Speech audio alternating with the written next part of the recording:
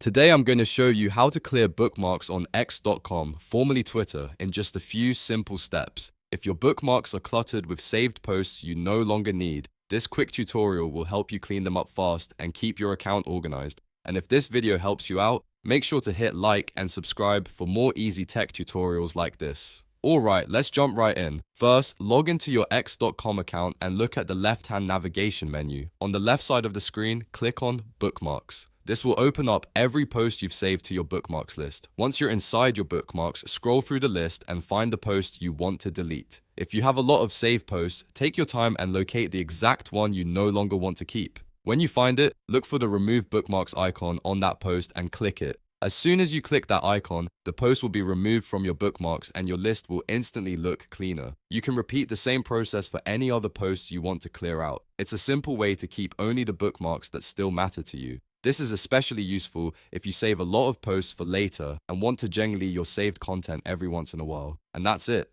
You now know how to clear bookmarks on X.com or Twitter in just a few clicks. If this tutorial was helpful, please give it a like, subscribe to the channel, and turn on notifications so you never miss a new how-to video. Thanks for watching, and I'll see you in the next one.